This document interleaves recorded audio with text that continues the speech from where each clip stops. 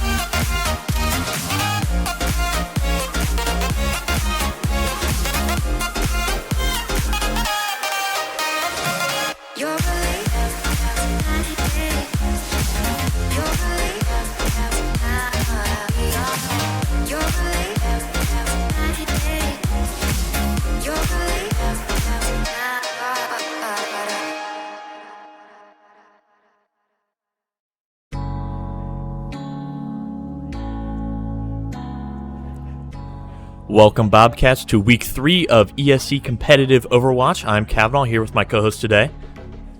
My name is Will Parker. It's first time actually doing this on a live stream. I'm looking forward to it. So, yeah. Glad to have you here today. So today is Ohio University Overwatch 2 competitive team versus the Bowling Green State University Overwatch 2 competitive Overwatch team. Today, Ohio University at the current moment is 2-0, undefeated in the league. Granted, 2 games, so it's like undefeated, yay. Bowling Green State 0-2, so same thing, they are defeated. So that's a trend going on with the opponents. As we're going through the standings right now, we'll bring that up. You'll see the opponents that Ohio University have been playing so far have not really been up to par, I guess you would say. We played, I believe, Buffalo week 1, they're 0-2. NKU week 2, they're 0-2, and now we're playing Bowling Green State University, they're 0-2. Which is like, it's like, all right, guys, it's like the Eagles' regular season schedule. It's a little bit of a cakewalk so far. But as you can see there, Ohio University, as I mentioned earlier, 2-0 and a 4-way tie for first.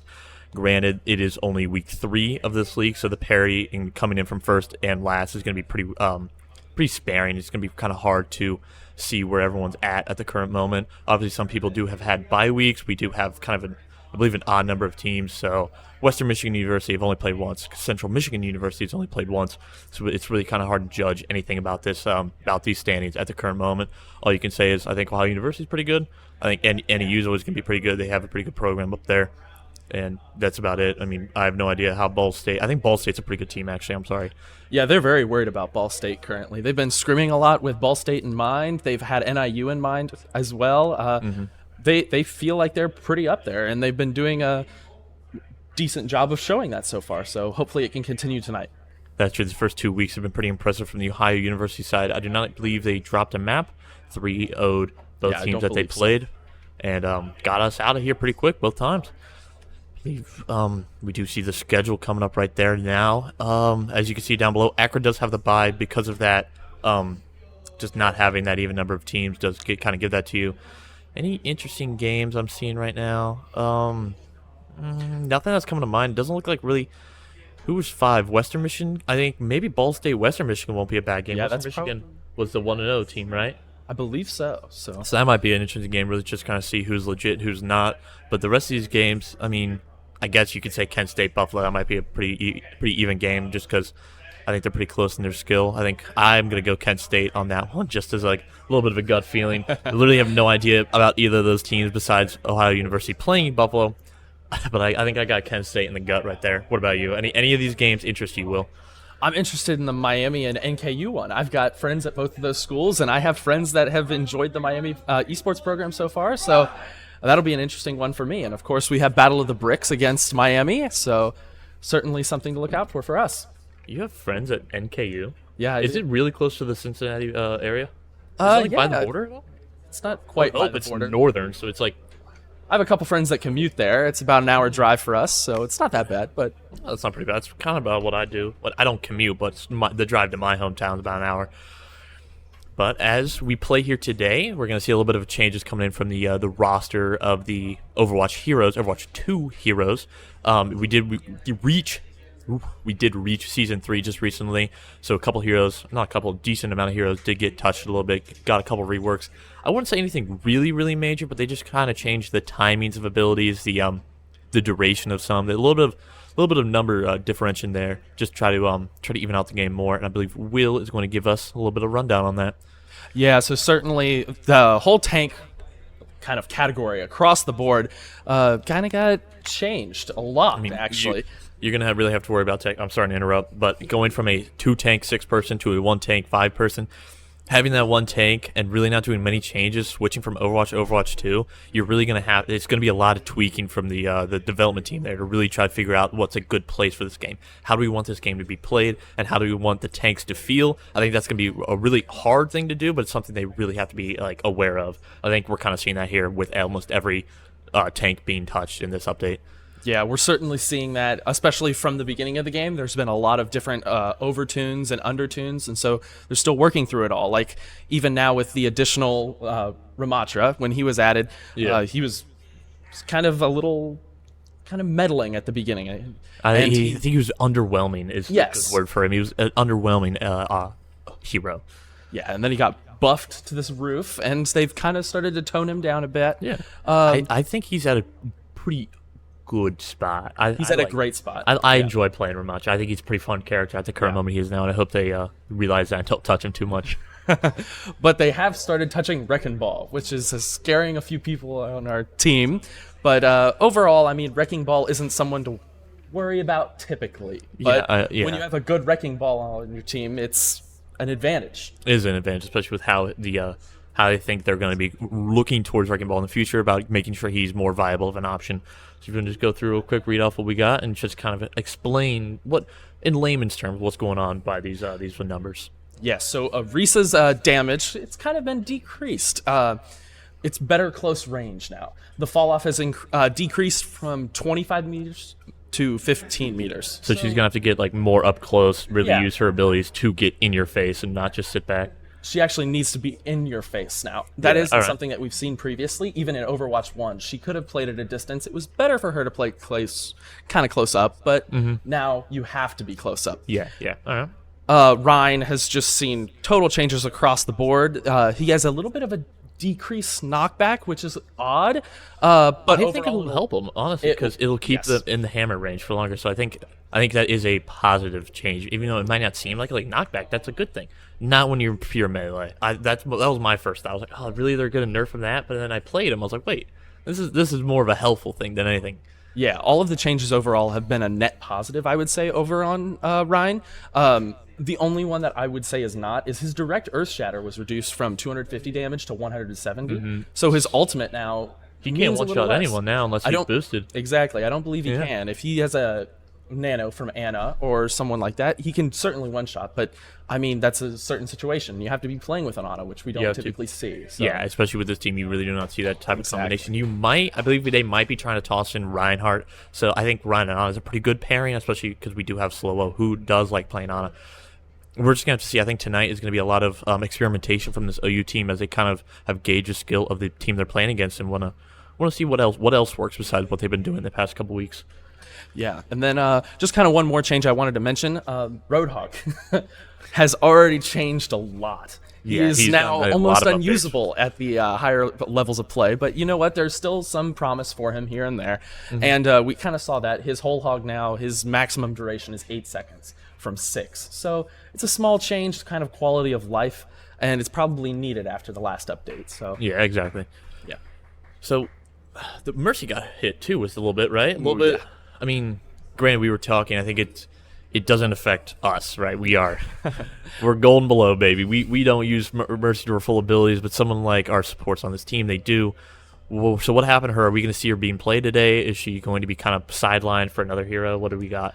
So overall, like you said, for medal ranks, for bronze, silver, gold, You platinum. say metal, I say the trenches where the real it's the game is trenches. played. That's a better way of saying it. But so overall, I mean, it helps us out. Her healing for herself and others is now better.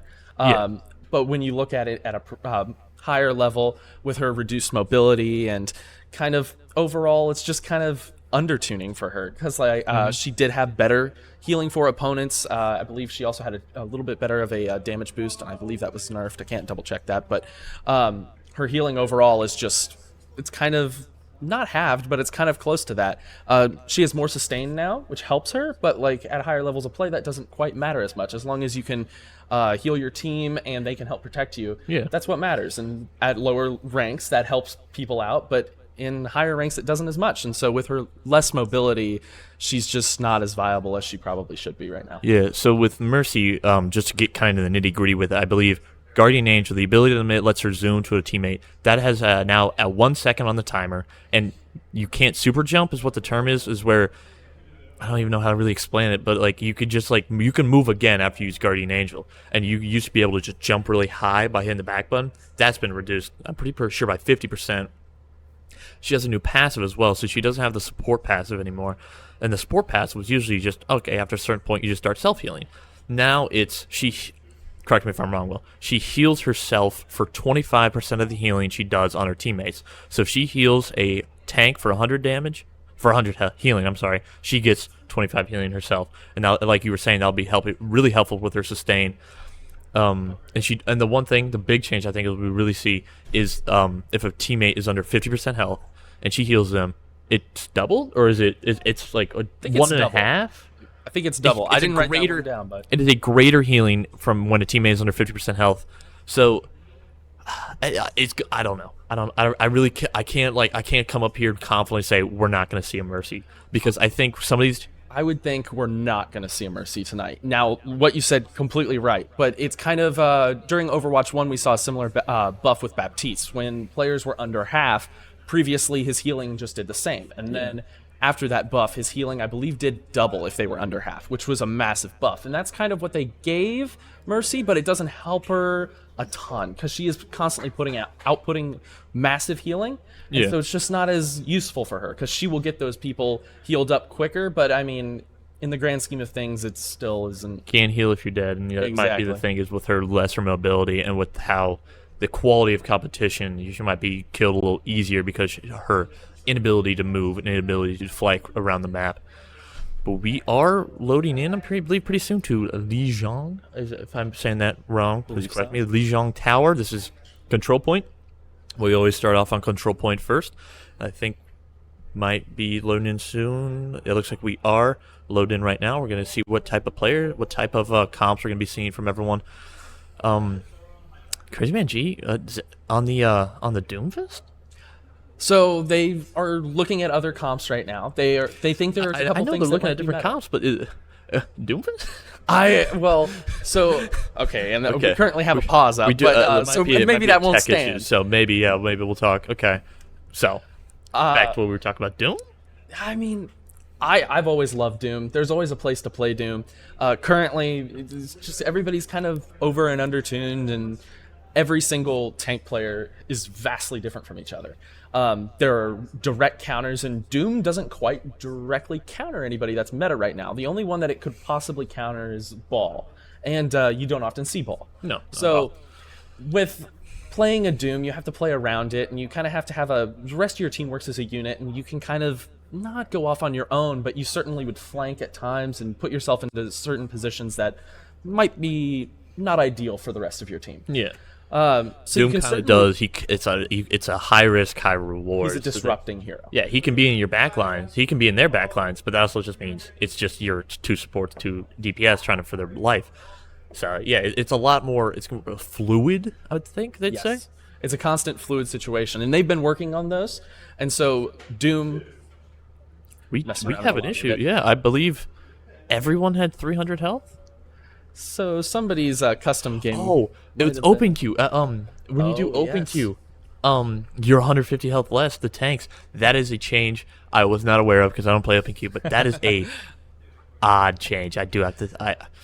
It just makes open queue a little more playable for everybody. There were issues with people just going into open queue and playing tanks, and so then you have about 8 tanks on the field, and there's too much health. You can't kill it, and it just fights go on forever. If Back anybody to the knows what- Overwatch one. Yeah. exactly, back to Overwatch 1. If anybody's old enough to remember goats, that is exactly what was know. happening. Who do you think's watching this? I don't quite know. So,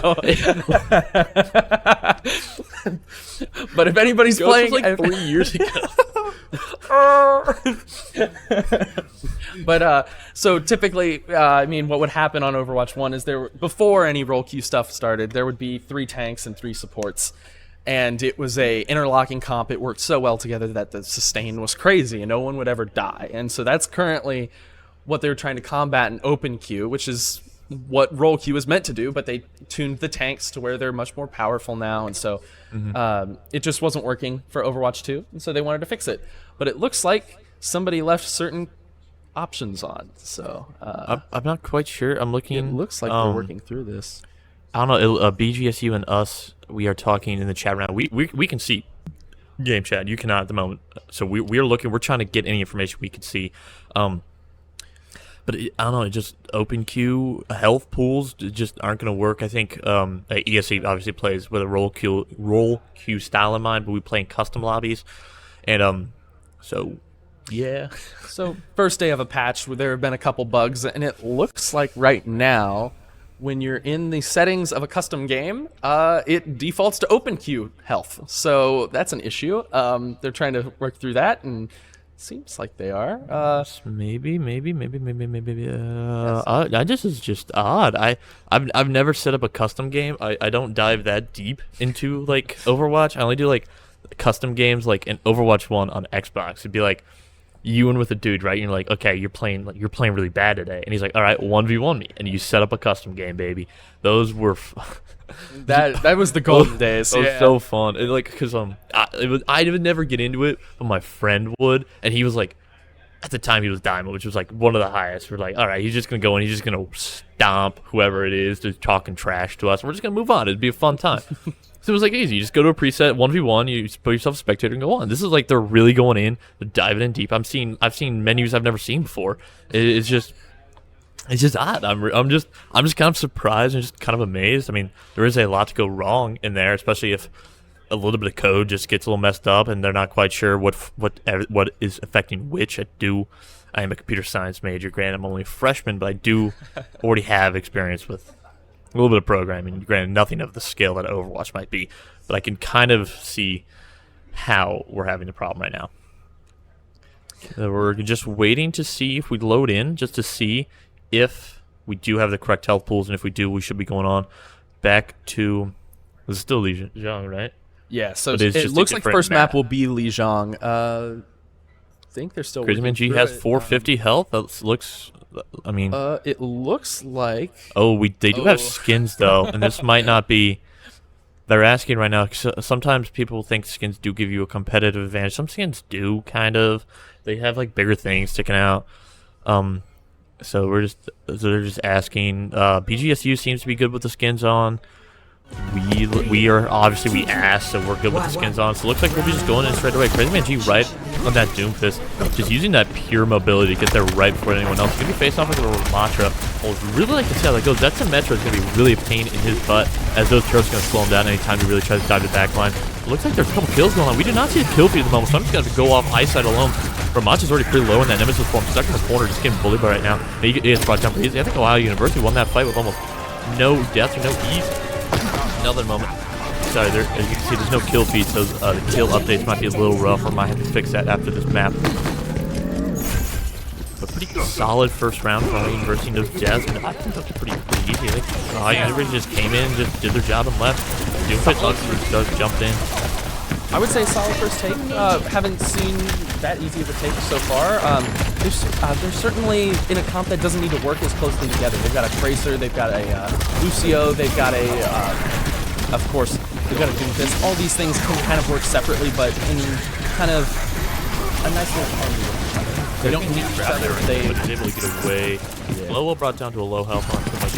Might be trying to work on the settings right now. They pulled up that screen, but Ohio University just kind of chilling on board.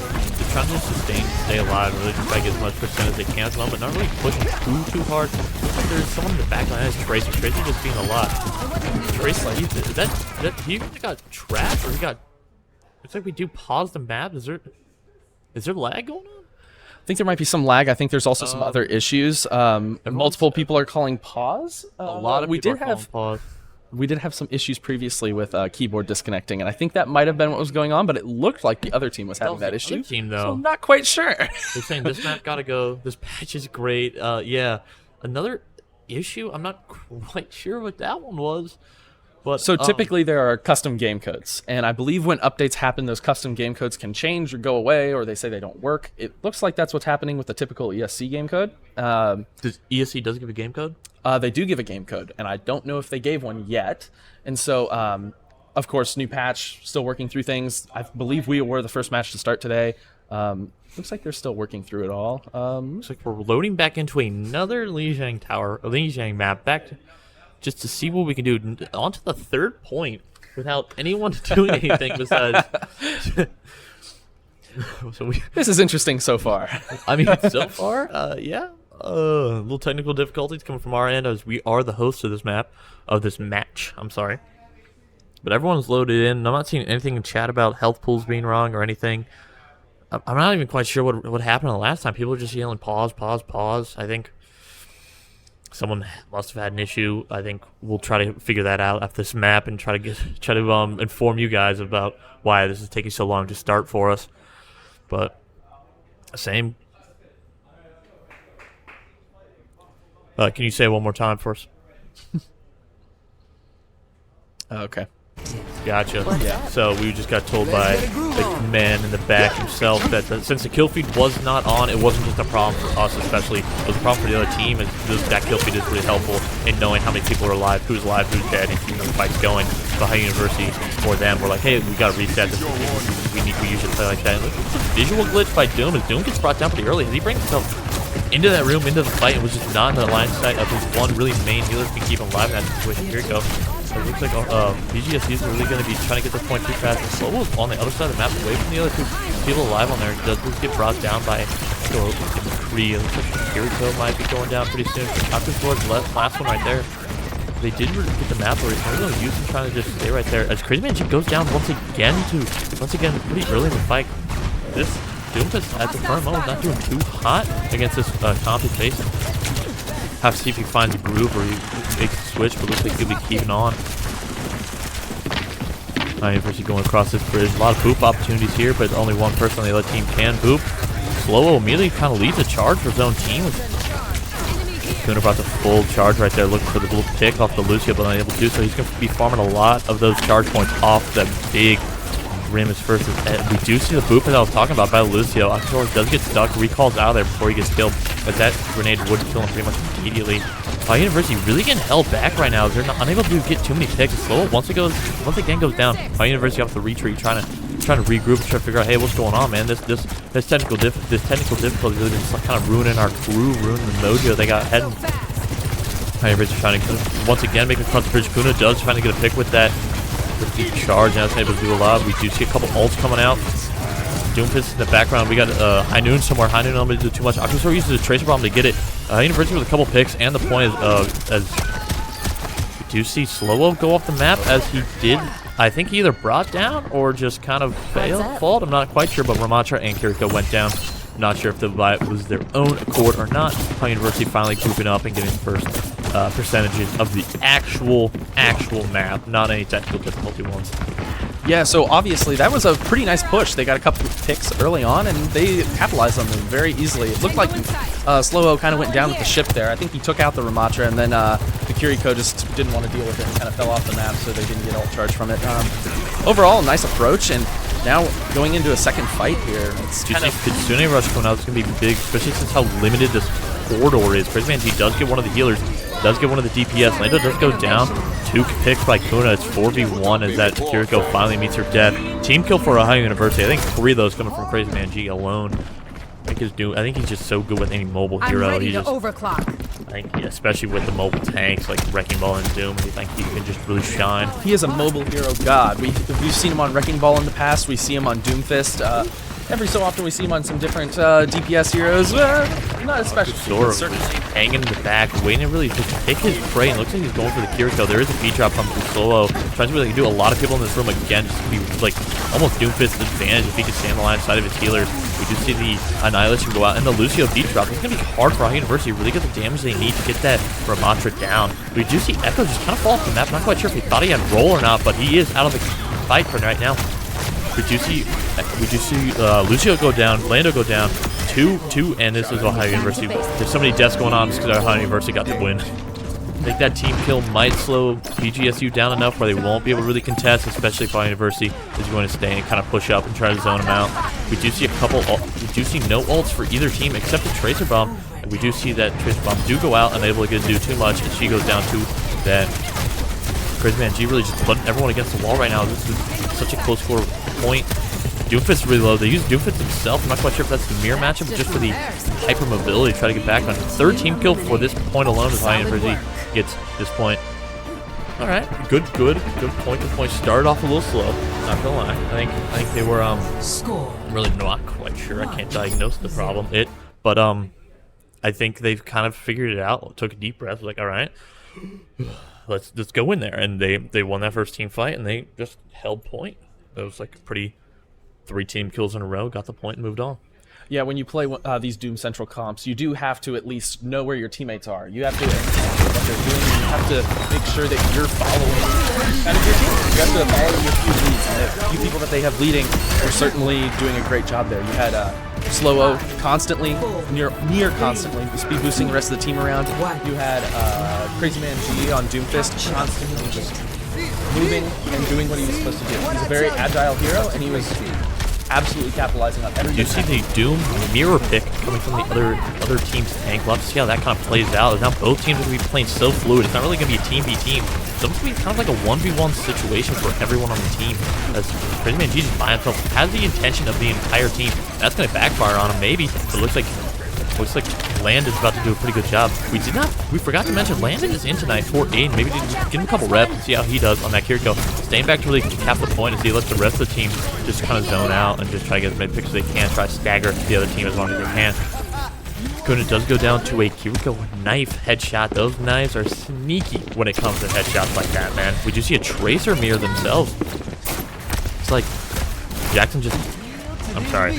Aqua Sword did enough damage to really just kind of recall out, and they both kind of just decided, this fight's not really that much worth it. Crazy Man G in the backline really away from his healers. I think he was just kind of stuck in a bad position, knew he wasn't going to really live much longer. We're going to have to see how Ohio University can just kind of goes against without their tank to turn them on. The more BGSU waits, the more time that they're going to give for Zach to come back, Crazy Man G, but there is a pick on Landon. It looks like this point is going to be BGSU's, unless we can see a couple picks coming from. We just see Crazy Man G is back. He does get the mirror rocket punch done by the other Doomfist, and BGSU takes the point over and is able to get the percentage. Yeah, that was obviously kind of a rough fight there. We had it looked like a few different snafus in communication. We had a couple different players go kind of flank left, and the rest of the team went right, and that kind of separated off everybody from the healers. Now it looks like we're seeing a much better job of that, much better communication right here. You have looks like the full team kind of moving towards the left side, of course building around this Doom ult. Not much. Not sure why he went for the Sojourners. He knows the hypermobility that that character is. I guess Kiriko wouldn't be a better option as well. They also have the blink away, but that leaves Landon kind of stranded by himself again. The Doomfist is just really doing.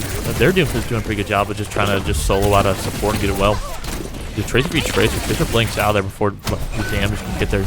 Landon gets back, but Crazy Man G gets brought down by a rocket punch by the other Doomfist.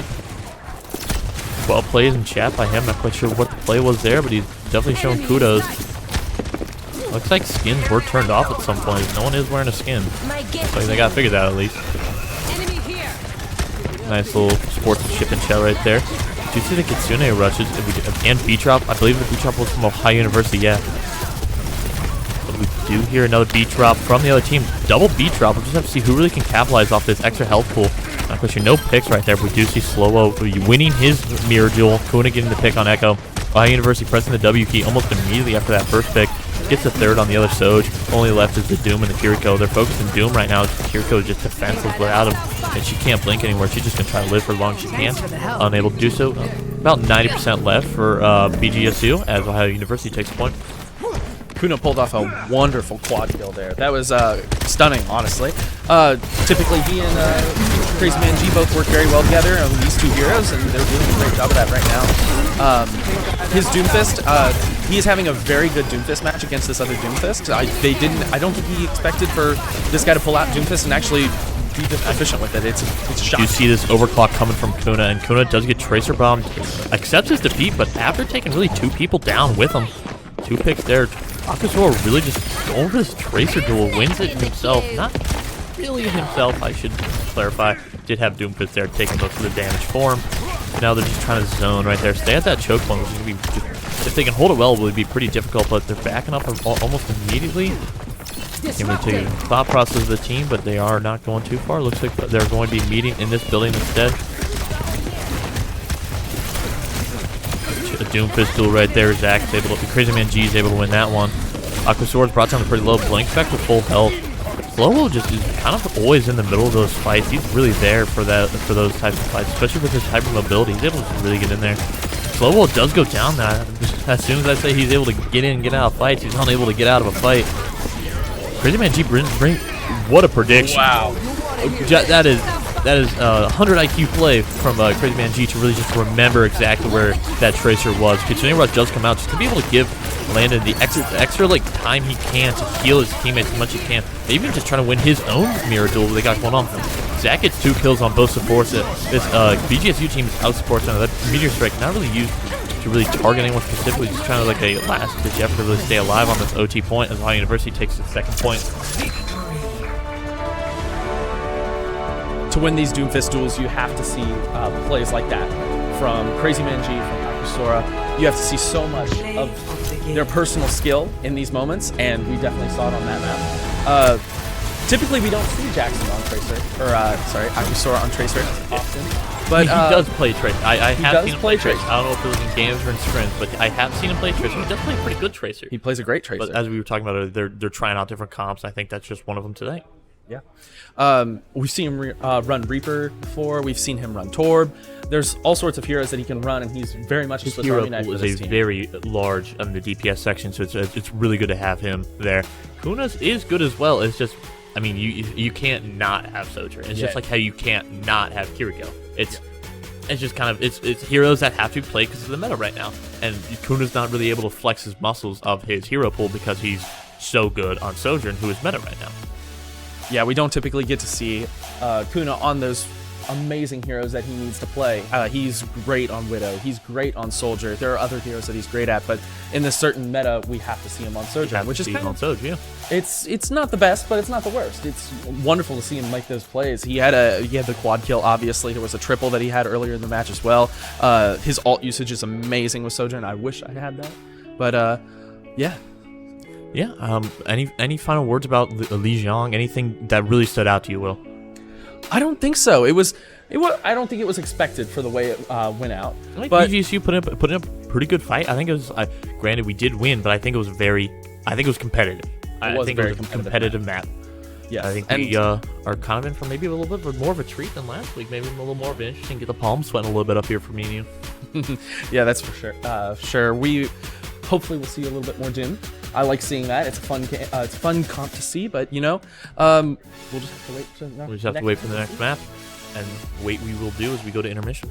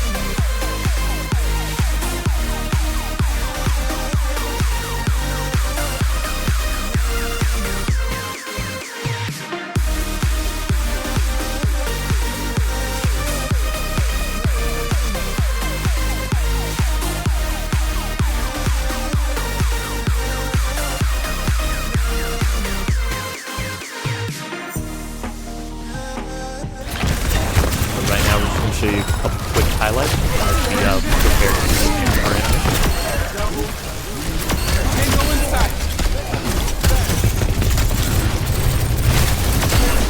That's just embarrassing. This ends now.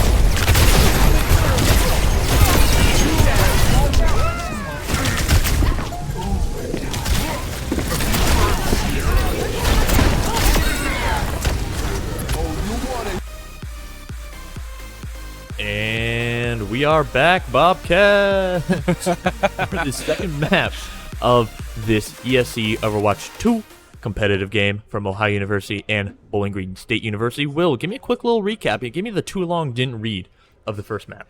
You did a great job. The Bobcats did what they needed to do. They capitalized on the moments they needed to capitalize on, and they did it on a comp that they've been wanting to do that on for a little while. They haven't gotten to play that Doomfist as much as they would want to, and they did a great job of it. Exactly. We were hearing from one of the coaches today that if Ohio University wins the first map, we will see them, because when you lose, you get to pick the next map you play on. So Ohio University won, so Bowling Green State lost, obviously, so they get to choose where. And we were told beforehand to watch out for that Kings Row pick. What do we see here? We're going to be loading into what, Will? Yeah, we're loading into Kings Row. One of those maps that we obviously have seen a certain meta kind of appear on in the past. This is the Widow map. This is the known Widow map. There's old Overwatch League clips of just Widows running rampant on this map. It is the quintessential Widow map.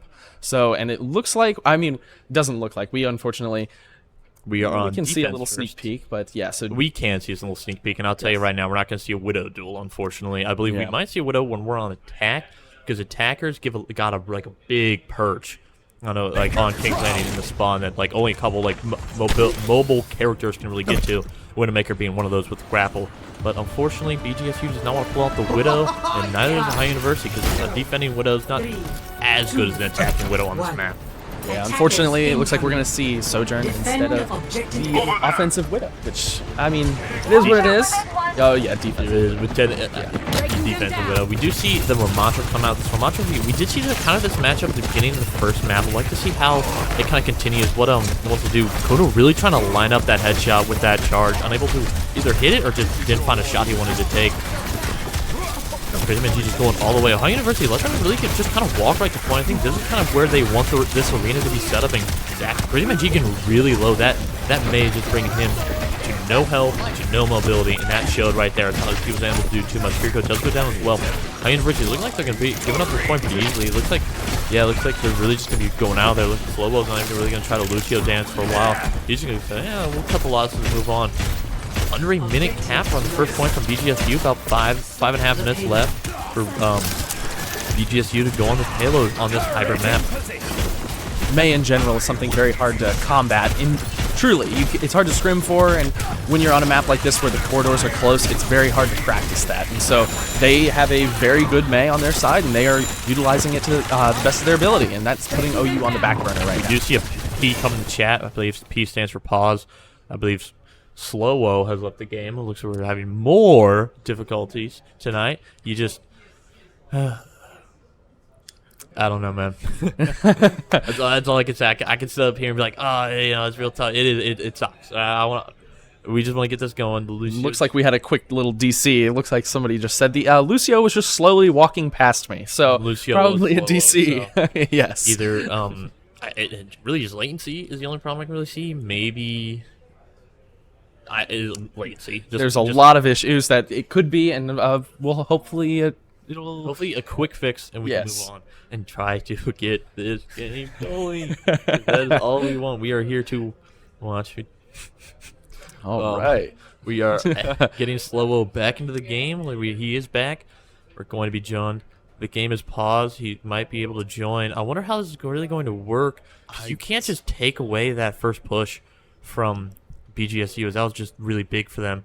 So I wonder if we can just implant Slowo back in and not really have to worry about it too much. But I'm wondering if it'll keep his stats from prior. He was about, I believe, 50% towards a sound barrier. And I don't know if he'll be able to keep that now. So it looks like they're still talking through this in chat. Guys in the back, if you can hear us, can you pull up the scoreboard so we can see? No, he's back at 0% health. That's All right, That's going to be unfortunate for Ohio University. They're going to lose that beat drop capability in probably the next fight for the second point of this hybrid map. But he is back. We are back in the game. It's just a little unfortunate. Ohio University just got to play through it. They really can't do too much. Ramattra is going to be trapped. You're going to see a lot of this. You're going to see that wall really be a big deal for this May as Kuna just goes, we're not going to deal with you anymore. Headshots her. Akusora's bird does go down. Trying to slow down this Ramattra, really just focusing the Ramattra. He's real low, but I don't know if anyone has the damage or the enemy to really finish him off. Goes in Nemesis form, gives him that extra health to really survive, but Ohio University is pushing up far and wide to make sure they get that kill. And they did as that May wall comes up slightly too late to really save that Ramattra. Part of Sojourn's kit is that almost, it's a railgun. It's a one-tap. It can kill you in one shot. Kuna is using that amazingly tonight. And we've seen issues with that in the past, but tonight we are not. He is utilizing it to its fullest potential, and he's doing a great job of it. And he's slowing down every single push from BGSU. We do see a Kitsune Rush coming through. The Kitsune Rush Nemesis form is going to be big. And only if he can really stay alive. That seems to be a problem out there. We just see the ultimate come out. I wonder if anyone really got caught on it. We saw Annihilation come out too. Annihilation and the May ult. That's 2 ults for them that came out. 3 ults from BGSU, and looks like that was enough to push him through as Landon's the last one left alive, and he's just doing a little bit of a last-ditch effort. Prisman G really just, I think he's wanting to go for this next point. There's going to be 3, maybe 4 ults on the board for Ohio University. BGSU has not used their beat drop, so it's pretty much even at this point between both Lucios. Full, ready to go in about 93%. That's pretty manageable. My real question is Ohio University going to be able to walk up to this point? Are they wanting to walk up? Are they going to be able to do this? Looks like they are. Now, will we see any ult? We do see an early pick on that Sojourn as Crazy Man G does get walled off. We see the lava come out. Lava does get to Lucio. Macho goes down as well. That is a Ohio University win with only 1 ult used. But Kuna does, no, Kuna uses ult as well. I'm sorry. 2 ults used. Kuna does go down again to a Kiriko. Kiriko is just so sneaky when it comes to damage. Looks like Akusora's going back to... Is he going to change after using the ult? I believe he kind of switched to Torb in a panic earlier. And so it was one of those things, it's a comfort hero for him. He can switch to it, and he does a great job. And so Hanzo's another hero on King's Road that is a very useful hero. It can get into those nice little sniper positions. And Sure, but it does kind of leave the team left and right at the moment. There's only 3 there to really try to contest this point as Lucio's speed boost get back. They've been just blocking, really. The Annihilation comes out. We're probably just going to see him hold right-click and block and try to get as much chip damage as he can. Almost gets blocked off by the wall that is let his ultimate go down. Lucio beat drop. He does lose the ult. I'm surprised no one was in it. I thought that for sure the other Ramattra was as well. He wasn't really trying to push it too hard as he kind of knows the alien on right now. Kitsune Rush comes down from both. Kiriko's right there. Just so much going to be going on this current mode. We do see a beat drop. We do see a May ultimate as well. I wonder how many people are going to get stuck in that. Couldn't able to get the kill on May herself with just that ultimate. Nemesis form does go down before him. Crazy he just stuck in this corner with a little bit of low health. Able to get the pick that he needs to get out of that corner for Ohio University, I believe, to win this fight. Looks like Lucio's trying to go back to point. Kiriko trying to find someone she can drop to before she can get killed and be able to finally sleep. But Ohio University able to win that fight with a lot of ultimates thrown from both sides. Yeah, both sides use a lot of their ult economy, so now it's kind of going to be a little bit of a waiting game for the rest of this point. BGSU only has a little bit more way to go, but that is an eternity when you don't have ultimates. You have to really let your individual skill shine, and I believe they do have, no, they don't have a May ult. So they don't have a way of slowing down this OU kind of stampede that is constantly coming at them. You see the Dragon come out, unable to really get the kill, but just kind of slow down BGSU even more than they were before. You see a Junkrat come out from BGSU, maybe get that damage in these kind of close quarters hallways that you're looking right in front of you right now. He can just be so much spam damage, and really, if you're not paying attention, he could just kind of sneakily kill you. His concussion grenades, his landmines were reducing damage, so he will be a little harder for that. We do see the May coming from behind. I'm not quite sure if this is trying to be a back tap or not, but Nemesis form gets popped. He goes right behind the wall. Do see an Annihilation come out. I wonder if looks like we're not going to see Annihilation from our own. So he's able to just pull out the Nemesis form again and get a pick on one. No, we did use Annihilation. I'm sorry. We do use Overclock as well. Kuno gets walled off. Decides to try to get as much as he can. We just Kitsune Rush. from BGSU, but BGSU's already down, so I'm not quite sure how much this Kitsune Rush should do. As we mirror the Kitsune Rush, 17 seconds left. This is a fight BGSU must win. I don't think they'll be able to really contest if there's a team kill. And looks like that's what we're going to see right there. Almost a team kill. Junkrat's the only one left, but he's really not going to be able to get to point. Sojin just trying to go as much as he can, just because that Lucio will just be a pain if he's able to get the point, but he looks like he's not doing so. A little bit of a celebratory beat drop as Ohio University stops them with 1 point and about almost there to the second. Score. Overall, that was a pretty not emphatic stop, but once they kind of slowed down, BGSU started to get to grips with their May. They did hold them. I believe May at the start, especially with May playing as a Doomfist, was being a pretty big detriment to how Crazy Man G could play. I think that was kind of limiting him his options because her ability to slow you down, wall you off from your team. Doomfist needs constant healing. He needs his mobility, and you're taking those two things away from him. So the switch to Ramacho was a needed switch. Tank play, especially in Overwatch 2 right now, is a rock, paper, scissors of tanks you could play and to play against who.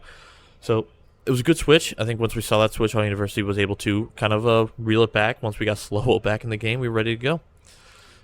We do see the Widowmaker like you were talking about. This is the perch right there. Landon, Yep. Lando, and Kuna will probably be...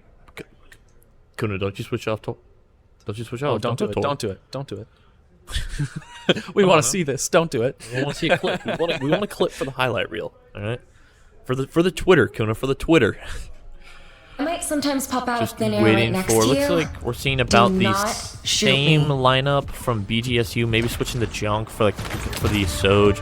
Not same at all lineup. Where the two DPS have switched off to Widowmaker and Tracer. Two characters who can be very annoying to play against. Oh, they were guarding They against are it. prepared for that Widowmaker. They are all behind that statue. We can see them, but Kuna cannot, and that's going to have to force him to move or wait for his team to push him away, and I'm wondering what he's going to do. Switches right off the Widowmaker, gets the Soj. Unable to get a pick in that first map because we were pretty prepared for that Widowmaker. He's forced to switch off and do. Oh, that's... We're gone. It sounds like the game is still going behind us, but we do not have the... We'll stay here. I'm going to look. All right, let's go figure this out. So, things happen. Looks like they're already working through it a bit. They did get reconnected. As him being game host, I'm not positive how they're going to work through this, but it is something that they can definitely do. So the game is still going. Somehow, us as a host got kicked out. Yeah, so they're playing. I hope they're doing good. I hope. I don't know. I was going to say it looks like they hadn't called a pause, but... No, I think we're... yeah, it looks like they have not called a pause. I mean, they all look pretty focused on their screens. I'm trying to look at their player cams right now. All right. Let's see if we can... it's probably going to be a private lobby, too. Oh. Well, okay, I'm going to go back there. I'm going to shout what they're doing. All right. We'll work through this. We'll see.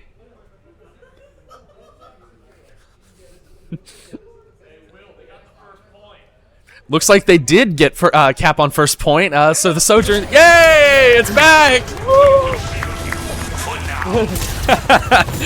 So yes, they did get first point. It looks like they're already halfway to the second point. Obviously, Rem can push so far into a defense, and it looks like they've already done so. They've only got one person on the payload though, so it's going to be a little bit slower for a little while.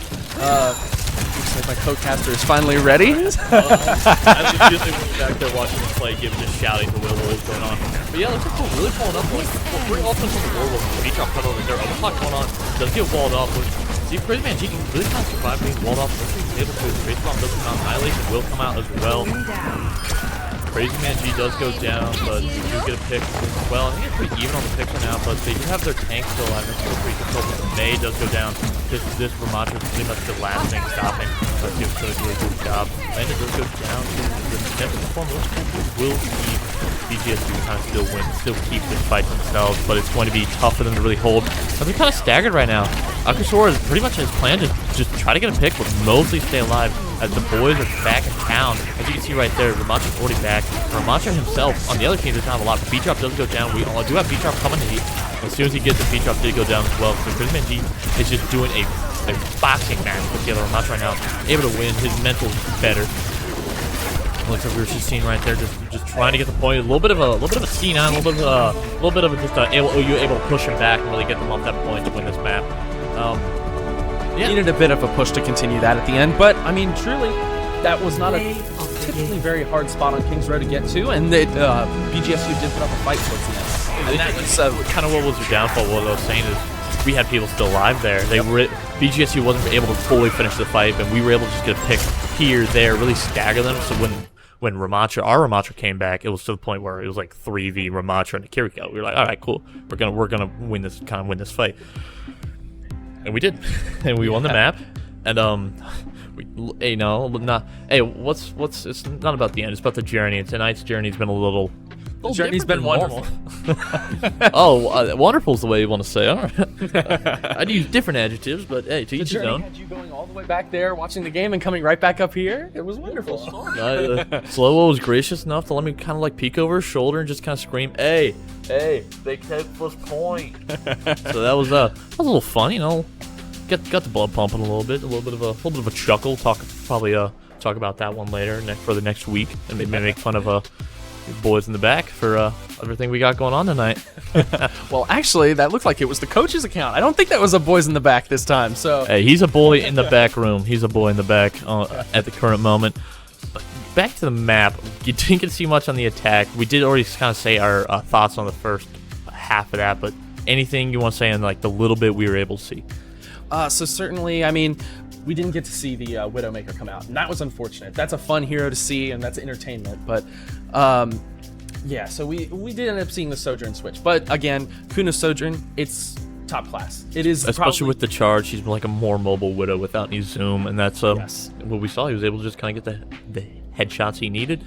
Sojourn is a hero built to his strengths, and we got to see that. And we also got to see Crazy Man G get walled off by a Mei. Mei's a direct counter, and it held him back for a lot of the game. And then we saw the Rem switch, and it certainly was right. Yeah. Thank you for your thoughts. And we'll be heading to our second intermission. We're waiting for the third map. We'll see you guys in a little bit.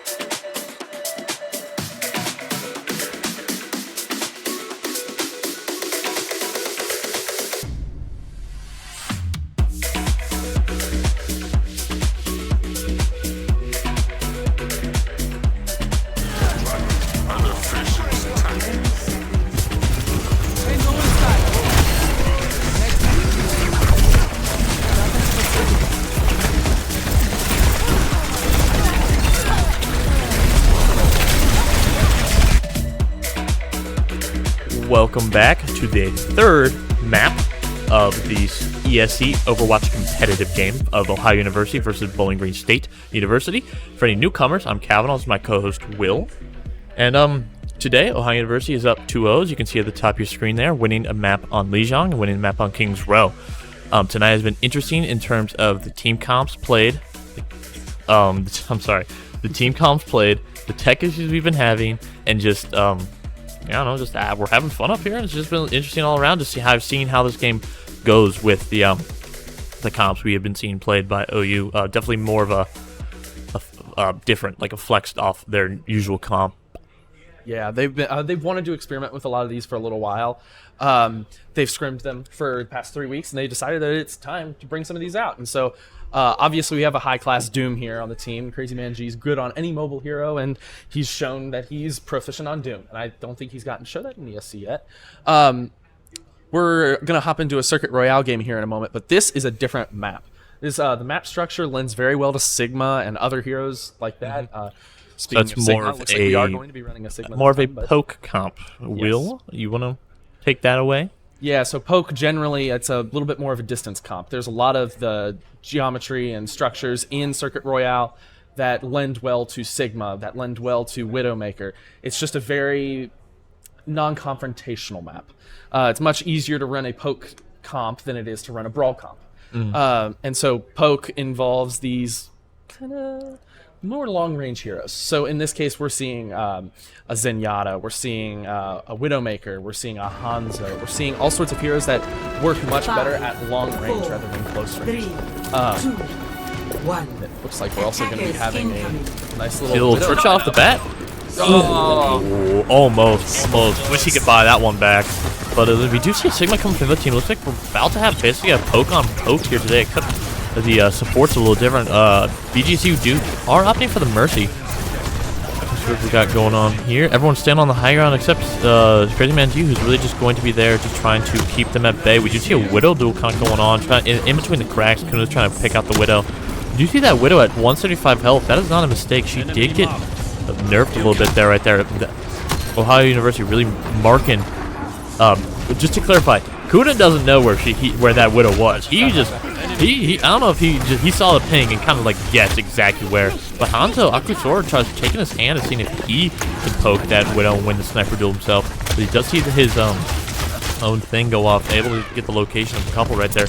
That Widow just is dangerous. Gets hit from the Widow, then hit by the Sigma, and able to brought down. Kuno gets brought down as well by the Sigma. Landed on that Zenyatta, who has no mobility, unable to really run away as the team has started to kind of crumble on this first kind of chokehold at the moment. Yeah, so unfortunately, Sigma, a lot of his projectile is about the length of a lot of these straightaways in Circuit Royale. So he can stand around a corner and kind of like guard himself, especially on attack from these opposing Sigmas and other heroes as well. And so we're seeing that right now where he's kind of, both Sigmas are kind of trading which corner they're around. And able to get the pick off of Mercy. Able to get a nice little jump shot on the Sojourn right there. See what else we could do. We do see Akusora picking off Widow himself. Sigma just trying to back himself up, trying to save himself for another day. Kuna might be trying to do it. Waited for such a long time. He's actually getting to use his Widow, and he's doing a great job so far. Does see that BAP in the corner, waiting for the BAP just to peek, but I think knows he's there. He's just trying to inch. He's inching. He's begging, and he's just unable to really do it. It's just not the correct angle that he was hoping for. We do see a dragon come out. We'll see if that doesn't do much. A lot of damage. You've seen the hit markers.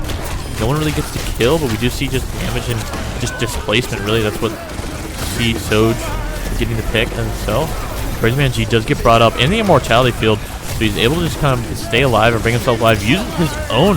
It looks like he's probably going to get one here. That does get the Mercy with that. It's going to be big as the support already goes down. There's a Tracer in the back lines for Ohio University. Looks like he's being dealt with pretty well.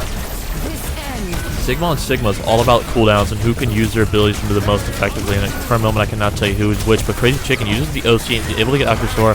Crazy Man G is just using his abilities pretty well to just kind of stay alive. Looks like he threw the rock through the cart. I'm not quite sure if he knew he could do that or that was by complete accident, but he does go down, and BGSU does take this first point with about a minute left. Yeah, Circuit Royale first point. It's one of those that you don't have to do much to try to get through that. So as long as you are a cohesive unit, kind of following the rules of the map, like we can very easily get that first point. Now, second point is one of those that's a lot harder. Spawn, of course, not staying the same, but kind of moving a little bit closer. So much less time for those respawns to get back to the defensive side, which looks like we've already seen that. They're already ready to defend around the first corner, which is kind of a great defensive spot for both Sigma and this Widow. Just turning the corner, Kuna just slowly walking around trying to find his prey. Akusora dealing with the Tracer, who has been messing with his supports for the last couple of fights right now.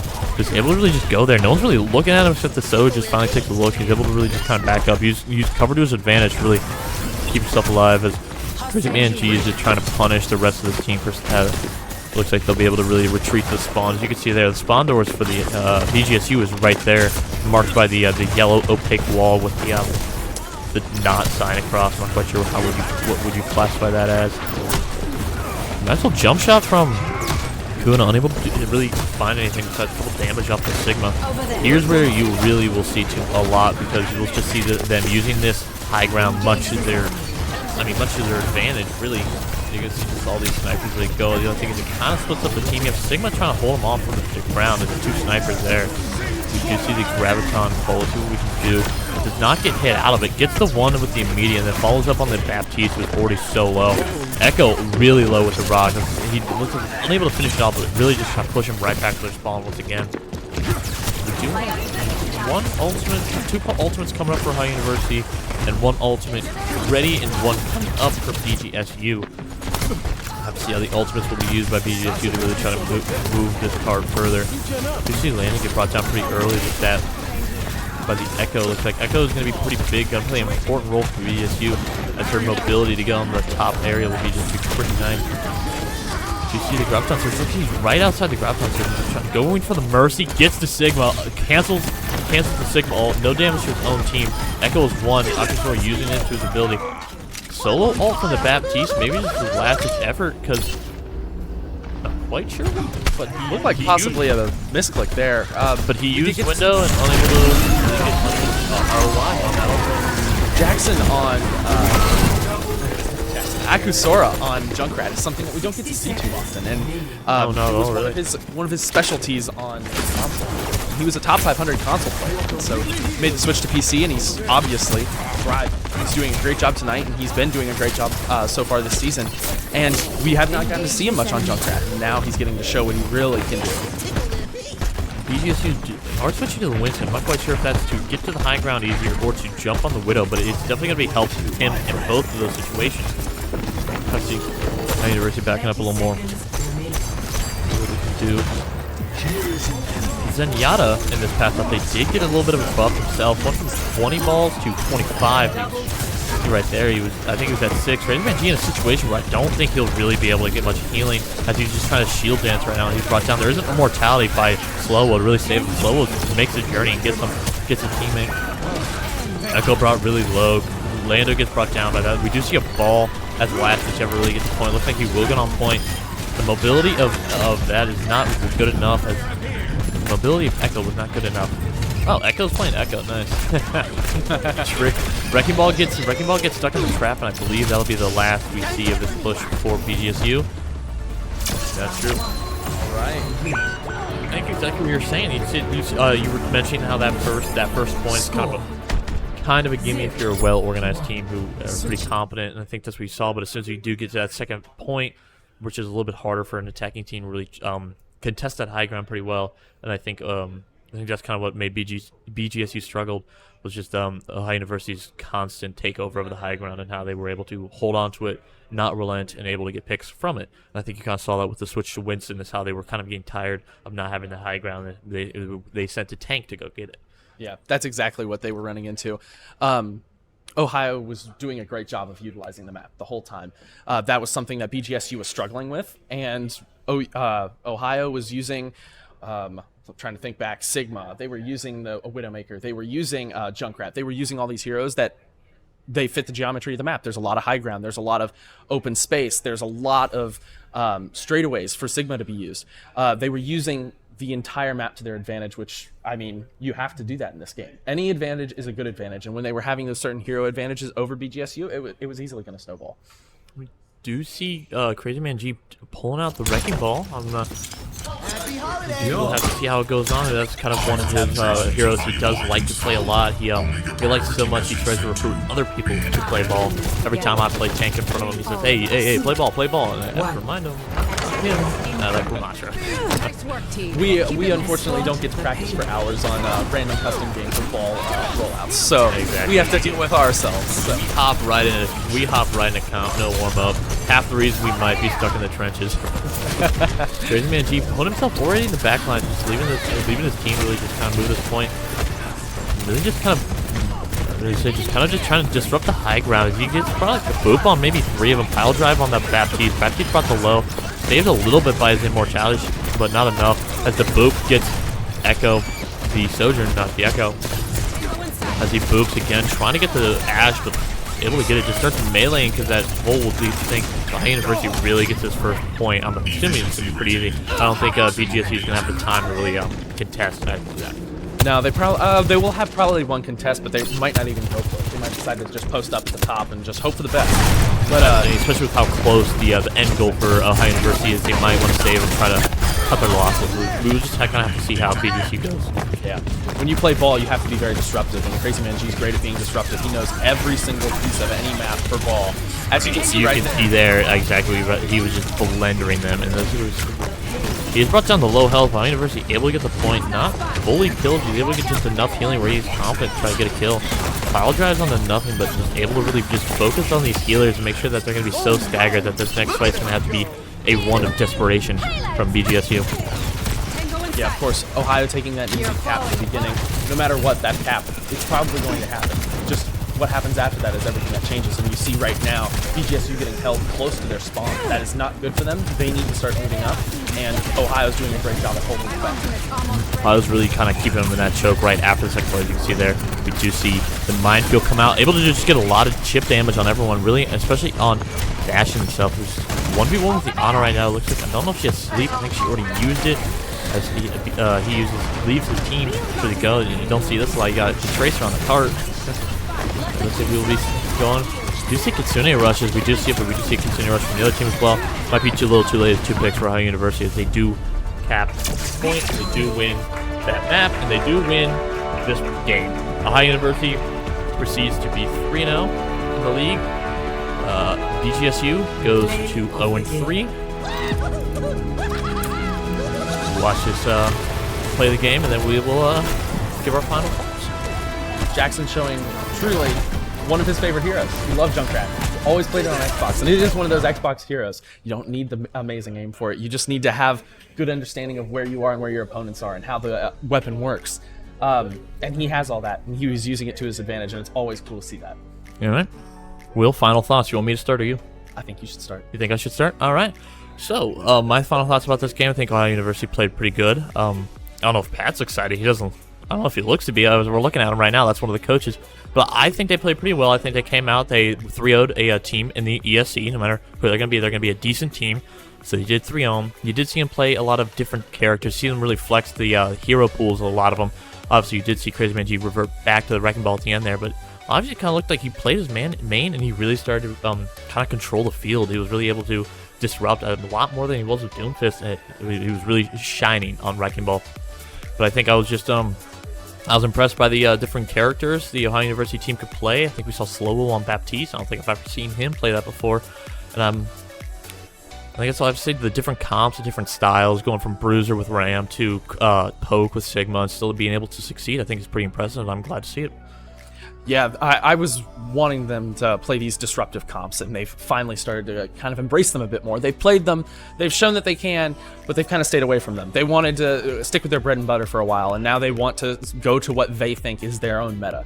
They believe they have good enough players to where they can create their own meta in any game. They can force their opponents to play their game, and they tried to do that tonight, and I think they did that to an extent. You saw some switches from opposing teams. You saw the Doom duel at the beginning, and it went great for both teams. Both teams had a great showing on it, but one came out on top. And overall, Crazy Man G showed his whole kit. Kuna showed an amazing job, and Jackson got to have the time of his life going back to you are Xbox so happy 360. you got to play Xbox Junkrat. days. You are so happy about that. You keep mentioning it. I was watching him play it during tryouts, and it was always entertaining, and so I'm glad he got to bring that out. And we got to see the healers as well. Lando getting some minutes, well deserved, and he showed it can hold it. Yeah, well, Lando ain't no slouch, and he showed it today, being able to play Kiriko pretty well, replacing Water, who plays Kiriko himself. Also playing the Zen in that final map with the Poke Comp, really showing what he can do as well. Is that what we got?